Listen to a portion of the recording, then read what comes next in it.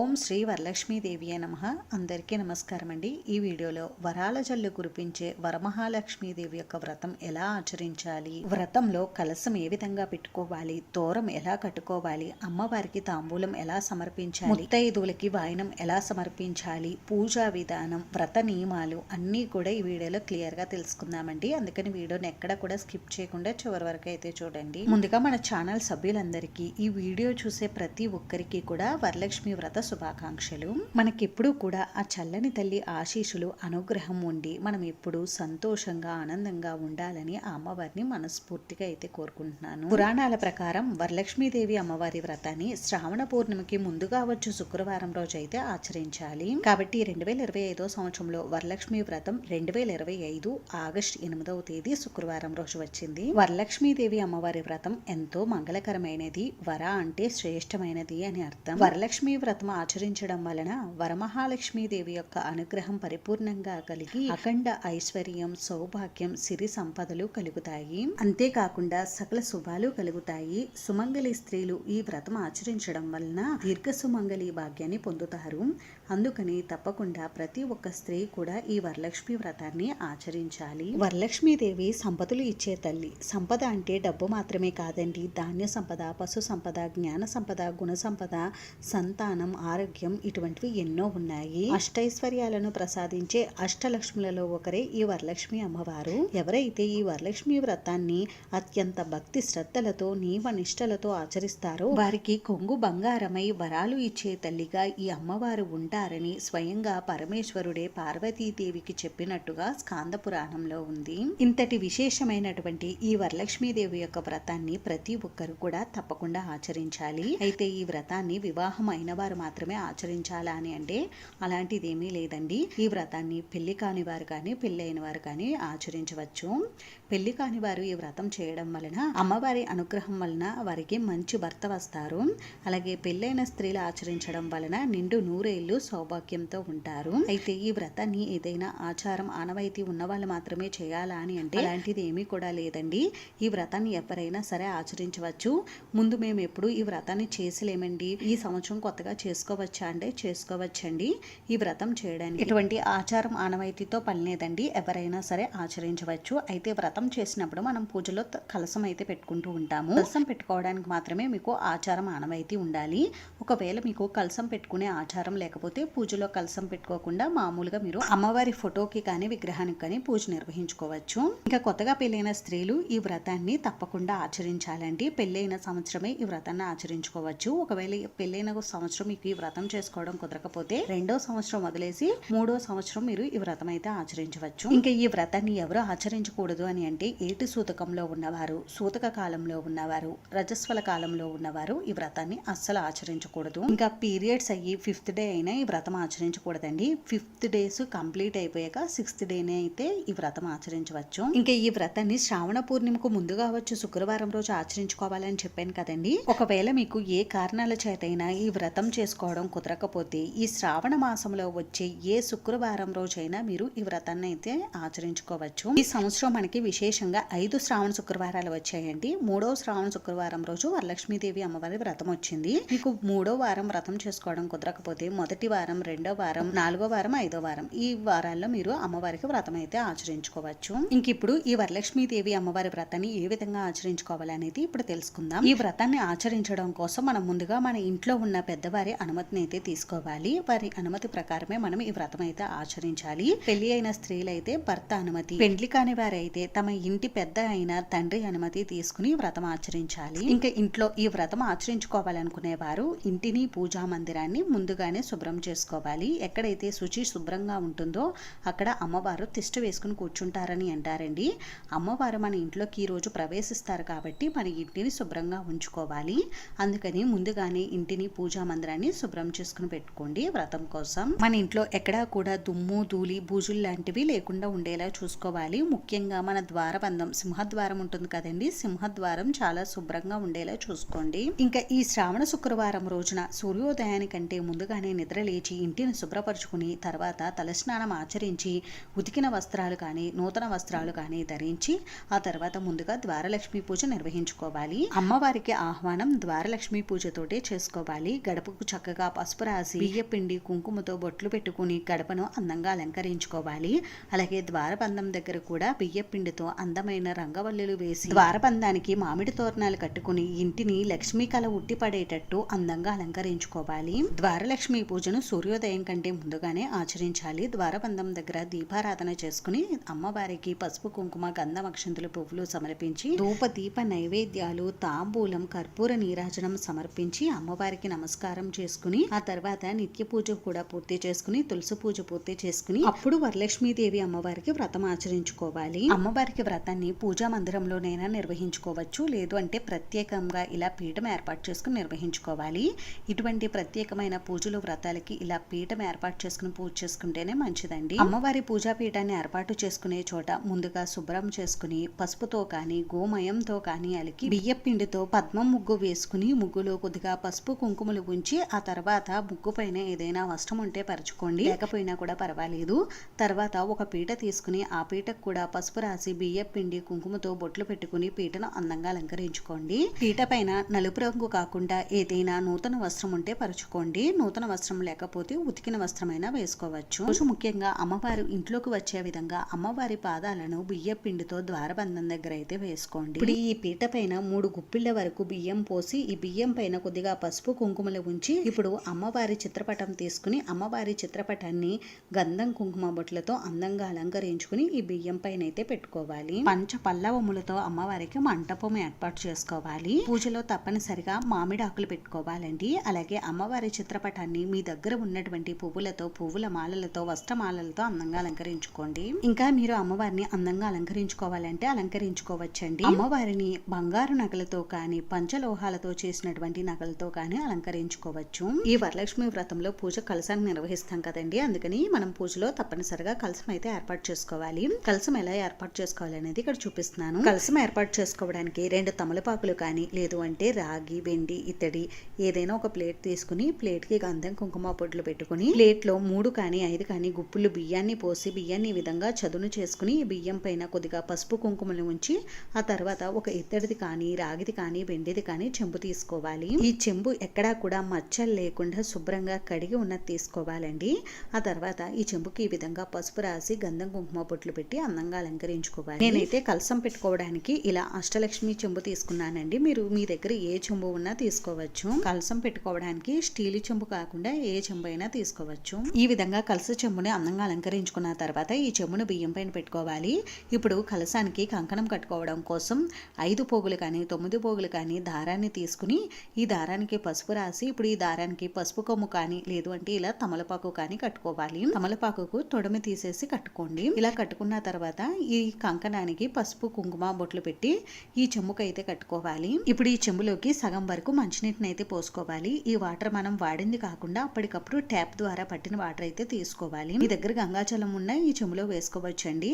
ఆ తర్వాత ఈ నీటిలోకి కొద్దిగా పసుపు కుంకుమ గంధం అక్షంతులు పువ్వులు అలాగే కొద్దిగా జవ్వాది పౌడరు పచ్చకర్పూరం కొద్దిగా వట్టివేరు చిల్లర నాణం 3 యాలకులు 3 లవంగాలు కూడా వేసుకోవాలి. ఇప్పుడు ఒక మామిడి కొమ్మ ఉంటే ఈ విధంగా పెట్టుకోండి, లేకుంటే ఒక 5 తమలపాకులు తీసుకుని ఈ విధంగా పెట్టుకోండి. ఇప్పుడు ఒక కొబ్బరికాయ తీసుకుని కొబ్బరికాయకు పసుపు రాసి గంధం కుంకుమ బొట్లు పెట్టి చెంబు పైన ఈ విధంగా పెట్టండి. ఇప్పుడు ఒక ఎరుపు రంగు బ్లౌజ్ పీస్ ని ఈ విధంగా ఫోల్డ్ చేసుకుని తీసుకుని దీనికి కూడా గంధం కుంకుమ బొట్లు పెట్టుకుని వీడియోలో చూపించే విధంగా కొబ్బరికాయ పైన అయితే పెట్టుకోవాలి. కలసంలో వేసేటటువంటి కాయిన్ ఇత్తడిది కానీ రాగిది కానీ వెండిది కానీ తీసుకోవచ్చండి, లేదంటే 1 రూపీ కాయిన్ కూడా వేసుకోవచ్చు. ఆ తర్వాత ఒక 1/2 డజన్ వరకు ఎరుపు రంగు గాజులు తీసుకుని కలసం పైన ఈ విధంగా పెట్టుకోండి. ఇప్పుడు ఈ కలసాన్ని అమ్మవారికి కుడి ప్రక్కన అయితే పెట్టాలండి. ఇప్పుడు ఈ కలసాన్ని మీ దగ్గర ఉన్నటువంటి పువ్వుల మాలలతోటి పువ్వులతోటి ఇంకా వస్త్రమాలలతోటి ఇంకా మీ దగ్గర ఉన్న బంగారు నగలతో కానీ పంచలోహాలతో చేసినటువంటి నగలతో కానీ అందంగా అలంకరించుకోండి. ఒకవేళ మీ దగ్గర బంగారు ఆభరణాలు కానీ పంచలోహ ఆభరణాలు కానీ లేకపోతే ఒక పసుపు తాడికి పసుపు కొమ్ముని కట్టి పసుపు కొమ్ముకి గంధం కుంకుమ బొట్లు పెట్టి ఈ ఆభరణాన్ని అమ్మవారికి అలంకరించండి. లేదు అంటే ఇంకా చాలా మంది లక్ష్మీ కాసు తీసుకుంటారండి, బంగారంది కానీ రాగిది కానీ తీసుకుంటూ ఉంటారు. ఆ లక్ష్మీ కాసు కూడా గంధం కుంకుమ బొట్లు పెట్టి పసుపు తాడులో ఆ లక్ష్మీ కాసుని గుచ్చి ఆ కాసుని కూడా అమ్మవారికి వేస్తూ ఉంటారు. అయితే ఈ లక్ష్మీ కాసుని ప్రతి సంవత్సరం కూడా తీసుకోవాలా అని అంటే మీరు అమ్మవారికి ఈ ఆభరణం సమర్పించిన తర్వాత పూజ అంతా పూర్తయిన తర్వాత ఈ లక్ష్మీ కాసుని మనం కట్టుకుంటే నెక్స్ట్ ఇయర్ మళ్ళీ కొత్తది తీసుకోవాలండి. లేదండి మేము ఈ లక్ష్మీ కాసుని ప్రతి సంవత్సరం ఉపయోగించుకుంటామండి అమ్మవారికి ఆభరణంగా అనుకుంటే ఈ లక్ష్మీ కాసుని మనం మెడలో అలంకరించకూడదు. అలాగే మనం ఈ కలశానికి అలంకరించే బంగారు ఆభరణాలు ఉంటాయి కదండి, అవి మనం వేసుకున్నవైతే ఆ ఆభరణాలని ఆవు పాలతో కానీ పసుపు జలంతో కానీ శుద్ధి చేసి అప్పుడే మనం ఆ అమ్మవారికి ఆభరణాలను అయితే అలంకరించాలి. అంతేకాని మనం వేసుకున్నటువంటి బంగారు ఆభరణాలని శుద్ధి చేయకుండా కలశానికి అలంకరించకూడదండి. వరలక్ష్మీదేవి అమ్మవారి వ్రతానికి కలశాన్ని ఈ విధంగా అలంకరించుకుంటే చాలండి. కానీ ఇప్పుడు చాలా మంది బయట కొన్నటువంటి కాసుల పేరులు, చౌకర్లు ఇవన్నీ కూడా తెచ్చి అమ్మవారి కలశాన్ని అలంకరిస్తున్నారు. అలా అస్సలు చేయొద్దండి. ఎందుకంటే అలా బయట తక్కువ రేటుకు తీసుకున్నవి అవి ప్యూర్ బ్రాస్ అయితే కాదండి. అందులో కొద్దిగా ఇనుము, స్టీలు కూడా కలుస్తున్నాయి. ప్యూర్ ఇత్తడి అయినా రాగి అయినా కూడా మీరు కలశానికి వేసుకోవచ్చండి, ప్రాబ్లం ఏమీ లేదు. అలాగే పంచలోహాలతో చేసినటువంటి నగలు కూడా మీరు అమ్మవారికి అలంకరించవచ్చు. ఎందుకంటే మనం ఈ వ్రతాన్ని ఎంతో భక్తి శ్రద్ధలతో ఎంతో కష్టపడి వ్రతం అయితే ఆచరిస్తూ ఉంటాం కదా. అమ్మవారి పూజలో పెట్టిన ఈ కలశాన్ని సాక్షాత్తు మనం వరమహాలక్ష్మీదేవిగా భావిస్తామండి. అమ్మవారికి మనం ఇలా ఇనుముతో స్టీల్ తో చేసినటువంటి నగలు వేయడం వలన అమ్మవారిని అవమానించినట్టు అవుతుంది. అందుకని కలశ విషయంలో ఈ పొరపాటు అయితే అస్సలు చేయొద్దండి. ఒకవేళ మీకు పూజలో అమ్మవారి కలశానికి అలంకరించడానికి ఏ ఆభరణాలు దొరకకపోతే ఇలా కొమ్ముకి పసుపు తాడు కట్టి ఈ ఆభరణాన్ని అమ్మవారికి సమర్పించండి. ఒక స్త్రీ కూడా పసుపు తాడుకి పసుపు కొమ్ముకి చాలా వాల్యూ అయితే ఇస్తారండి. ఎందుకని అంటే పసుపు తాడుకి పసుపు కొమ్ము కడితే అది మంగళసూత్రం అవుతుంది. ఈ ఆభరణాన్ని మనం అమ్మవారికి సమర్పిస్తే అమ్మవారు చాలా సంతోషిస్తారండి. అందుకని అమ్మవారి కలశాన్ని ఈ విధంగా పసుపు కొమ్ముతో అయితే అలంకరించండి. లక్ష్మీ కాసు కొనలేని స్థితిలో ఉన్నవారు ఇలా పసుపు కొమ్ము కట్టుకోండి చాలు. ఈ విధంగా కలశాన్ని పువ్వులతో అందంగా అలంకరించుకోవాలండి. ఇప్పుడు పూజకు కావలసిన దీపారాధన కుందుల్ని కూడా సిద్ధం చేసుకోండి. ఈ రోజు పూజలో మీరు ఎన్ని దీపాలైనా పెట్టుకోవచ్చండి. 2 కానీ 3 కానీ 5 కానీ ఇలా ఈ సంఖ్యలో ఎన్ని దీపాలైనా పెట్టుకోవచ్చు. నేను ఇక్కడ పూజలో కామాక్షి దీపాన్ని కూడా పెట్టుకుంటున్నానండి. అలాగే మనం ఏ వ్రతం చేసినా పూజ చేసినా ప్రథమ పూజ గణపతికి నిర్వహిస్తాం కాబట్టి ఇలా పసుపుతో గణపతిని తయారు చేసుకుని పూజలో పెట్టుకోండి. పసుపు గణపతితో పాటుగా పసుపు గౌరీదేవిని కూడా చేసుకుని పూజలో పెట్టుకుని గౌరమ్మకు కూడా మీరు పూజ నిర్వహించుకోవచ్చు. అంటే పసుపు గౌరమ్మనే వరలక్ష్మీదేవిగా భావించి కూడా మీరు పూజ నిర్వహించుకోవచ్చండి. పసుపు గణపతికి గౌరమ్మకి డిఫరెన్స్ ఏంటంటే పసుపు గణపతికి పైన కుంకుమతో బొట్టు పెడతామండి, గౌరమ్మకి మధ్యలో బొట్టు పెడతాము. అలాగే అమ్మవారి దగ్గర ఈ విధంగా నిండుగా కొత్త పసుపు కుంకుమలు కూడా పెట్టుకోండి. ఈ రోజు కొత్త పసుపు కుంకుమలు ఇంటికి తెచ్చుకుని అమ్మవారి దగ్గర ఈ విధంగా పెట్టుకుంటే చాలా మంచిదండి. అలాగే అమ్మవారికి ఇరుప్రక్కల కూడా గజరాజులు ఉంటాయి కదండి, మీ దగ్గర ఉంటే పెట్టుకోండి. లేదు అంటే ఇలా పసుపు కుంకుమల్నే మీరు గజరాజులుగా పెట్టుకోవచ్చు. అలాగే అమ్మవారి దగ్గర ఇలా 2 పసుపు కొమ్ములను కూడా పెట్టుకోండి. మీ దగ్గర అమ్మవారి విగ్రహం ఉంటే పూజలో తప్పనిసరిగా పెట్టుకోండి. అలాగే అమ్మవారి విగ్రహాన్ని పసుపు గణపతిని మీ దగ్గర ఉన్నటువంటి పువ్వులతోటి, వస్త్రమాలలతోటి, పువ్వుల మాలలతోటి అందంగా అలంకరించుకోండి. ఇంక ఈ రోజు దీపారాధన కోసం ఆవు నెయ్యినైతే ఉపయోగించాలండి. ఆవు నెయ్యి లభించకపోతే నువ్వుల నూనెతో చేయండి. ఈ విధంగా పూజ కోసం అన్ని కూడా సిద్ధం చేసుకోవాలండి. ఇప్పుడు అమ్మవారికి మనం ఏ నైవేద్యాలు సమర్పించాలనుకుంటామో ఆ నైవేద్యాలన్నీ కూడా ప్రిపేర్ చేసుకుని ఈ విధంగా పూజలో పెట్టేసుకోండి. ఎందుకంటే మనం ఇటువంటి వ్రతాలు పూజలు చేసినప్పుడు అస్తమాను కూడా పైకి లేవకుండా ఉండడం కోసమని ఇలా పూజకు ముందే అన్ని కూడా సిద్ధం చేసుకుంటే మనం అస్తమాను కూడా పైకి లేవాల్సిన అవసరం ఉండదు. అయితే ఈ రోజు అమ్మవారికి ప్రత్యేకంగా ఏ నైవేద్యాలు సమర్పించాలి అని అంటే ఈ రోజు అమ్మవారికి 3 సంఖ్యలో కానీ 5 సంఖ్యలో కానీ 9 కానీ 11 కానీ ఇలా ఈ సంఖ్యలో రకరకాల పిండి వంటలు ప్రత్యేకమైన నైవేద్యాలు తయారు చేసి అమ్మవారికి సమర్పిస్తూ ఉంటారు. మీ శక్తి స్తోమతను బట్టి మీరు ఎన్ని నైవేద్యాలు తయారు చేయగలిగితే అన్ని తయారు చేసి అమ్మవారికి నివేదించండి. ఒకవేళ మేము ఇన్ని నైవేద్యాలు సమర్పించలేమండి అని అనుకుంటే అమ్మవారికి ఎంతో ఇష్టమైనటువంటి పరమాన్నం, ఇంకా నానబెట్టినటువంటి శనగలు, చలిమిడి వడపప్పు, పాలు, బెల్లం వీటినే మీరు అమ్మవారికి నైవేద్యంగా సమర్పించవచ్చు. అలాగే ఎండు ఖర్జూరం, ఎండు ద్రాక్ష పళ్ళు, ఇంకా డ్రై ఫ్రూట్స్, ఈ సీజన్ లో దొరికేటటువంటి ఫ్రూట్స్ అన్ని కూడా మీరు అమ్మవారికి నివేదించవచ్చు. వరలక్ష్మి అమ్మవారికి మనం వ్రతం ఆచరిస్తున్నాం కాబట్టి తప్పనిసరిగా వ్రతకథ కూడా చదువుకోవాలండి పూజలో. అందుకోసం ఇలా వ్రతకథ బుక్ కూడా తీసుకోండి. ఈ వ్రతకథ బుక్ కూడా పసుపు కుంకుమ బొట్లు పెట్టి పూజలో పెట్టుకోండి. ఇప్పుడు పూజలో అమ్మవారికి తాంబూలం అంటే వాయనం అయితే సమర్పించాలండి. వాయనం ఎలా సమర్పించాలి అని అంటే మన శక్తి స్తోమత బట్టి అమ్మవారికి వాయనం సమర్పించాలి. శక్తి ఉన్నవారు అమ్మవారికి చీర, జాకెట్ ముక్క పెట్టి తాంబూలం ఇస్తారు. చీర పెట్టే స్తోమత లేకపోతే బ్లౌజ్ పీస్ ని తాంబూలంలా పెట్టి ఇవ్వవచ్చు. అందుకోసం ఒక ప్లేట్ తీసుకుని అమ్మవారికి సమర్పించే చీరకి 3 చోట్ల పసుపు బొట్లు పెట్టి ఇప్పుడు చీర, జాకెట్ ముక్కని ప్లేట్ లో పెట్టుకోవాలి. అలాగే 3 కానీ 2 కానీ తొడిమి తీసేసినటువంటి తమలపాకులు తీసుకుని 2 అరటిపళ్ళు, 2 వక్కలు, పసుపు కుంకుమ, దక్షిణ దక్షిణ, 3 గుప్పిళ్ళు నానబెట్టిన శనగలు, పువ్వులు, గాజులు, పసుపు కొమ్ములు ఉంటే ఒక 2 పసుపు కొమ్ములు ఇవన్నీ పెట్టి అమ్మవారికి వాయనం అయితే సమర్పించాలి. ఈ విధంగా వ్రతంలో అమ్మవారికి వాయనం అయితే సిద్ధం చేసుకోవాలండి. ఇంక ఇప్పుడు వ్రతం కోసం తోరాన్ని కూడా సిద్ధం చేసుకోవాలి. అందుకోసం ఒక కొత్త దారాన్ని తీసుకుని ఈ దారాన్ని 5 పోచలు కానీ 9 పోచలు కానీ పోసుకుని ఇప్పుడు ఈ దారానికి ఎక్కడ కూడా మచ్చలు లేకుండా పసుపు రాసి ఈ దారానికి 9 ముడులు వేయాలి. మనం వ్రతం ఆచరించేటప్పుడు తోర గ్రంథి పూజ అని ఉంటుందండి. గ్రంథి అంటే ముడి అని అర్థం. వ్రతం కోసం 9 ముడులతో తోరాన్ని సిద్ధం చేసుకోవాలి. అలాగే ఇటువంటి తోరాలు 3 అయితే సిద్ధం చేసుకోవాలి. ఒక తోరం మనకి, ఒకటి అమ్మవారికి, ఒకటి వాయనం తీసుకునే ముత్తైదువులకి, ఇలా 3 తోరాలు అయితే సిద్ధం చేసుకోవాలండి వ్రతం కోసం. ఈ తోరాన్ని పువ్వులతోటి, మామిడి ఆకులతోటి, తమలపాకులతోటి, మరవంతోటి కట్టుకోవాలి. వీడియోలో చూపించే విధంగా ఒక్కొక్క ముడిలో పువ్వులు, ఆకులు పెట్టుకుని కట్టుకోవాలి. పువ్వులు కట్టేటప్పుడు ఒక ముడే వచ్చే విధంగా కట్టుకోవాలి. ఇలా తయారు చేసుకున్న తోరాలను పూజలో అమ్మవారి దగ్గర పెట్టి వీటికి తోరగంది పూజ చేసి ఆ తర్వాత మాత్రమే మనం తోరం కట్టుకోవాలి. ఈ తోరం కట్టుకోవడానికి ఎక్కువ పువ్వులు లేకపోతే 3 ముడుల్లో పువ్వులు వేసి కట్టి మిగిలినవి మామూలుగా ముడులు వేసేసుకోవచ్చు. ఇలా తయారు చేసుకున్న తర్వాత ప్రతి ముడికి గంధం కుంకుమ బొట్లు పెట్టి ఈ తోరాలను అమ్మవారి దగ్గర పెట్టుకుని పూజ నిర్వహించుకోవాలి. ఇలా పూజకు కావలసినవన్నీ కూడా ముందుగానే సిద్ధం చేసుకుని పెట్టుకోవాలి. అమ్మవారికి వాయినాన్ని అమ్మవారి కలశానికి కుడివైపునైతే పెట్టుకోవాలండి. ఇలా పూజకన్నీ కూడా సిద్ధం చేసుకున్న తర్వాత పూజా పీట పైన అక్కడక్కడ కూడా కొద్దిగా జవ్వాది పౌడర్ అయితే చల్లుకోండి. జవ్వాది పౌడర్ వేసుకుంటే మంచి సువాసన వస్తుందండి. అమ్మవారికి సువాసన భరితమైన పూజ అంటే చాలా ఇష్టం. జవ్వాది పౌడర్ లేకపోతే కొద్దిగా పచ్చ కర్పూరం కానీ ముద్ద కర్పూరాన్ని కానీ మెదుపుకుని వేసుకోండి. ఇప్పుడు పూజ కోసం అన్ని ఈ విధంగా సిద్ధం చేసుకున్నాం కదండి. ఇప్పుడు ముందుగా దీపారాధన అయితే చేసుకోవాలి. దీపారాధన ఇప్పుడు కూడా ఏకహారతితో కానీ అగరబత్తులతో కానీ చేసుకోండి.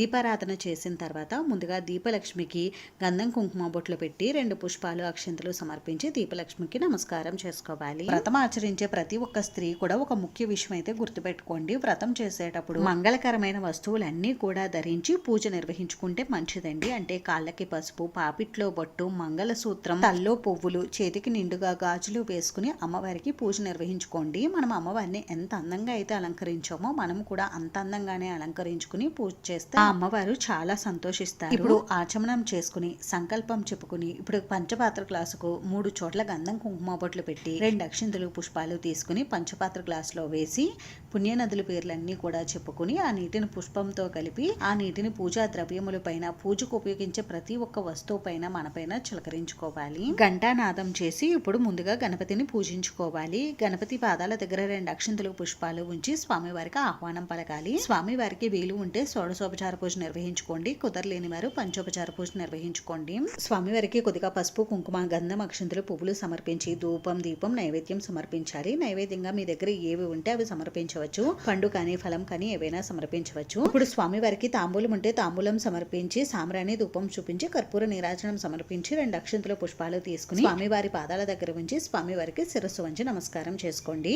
ఈ పూజలో నేను తెలుసు కానీ తెలియక కానీ ఏవైనా పొరపాట్లు చేసి ఉంటే క్షమించు తండ్రి అని స్వామివారికి నమస్కారం చేసుకుని స్వామివారిని 2 చేతులతోటి పట్టుకుని 3 సార్లు పైకి క్రిందికి కదిలించి యథాస్థానంలో పెడుతున్నాను తండ్రి అని నమస్కారం చేసుకోవాలి.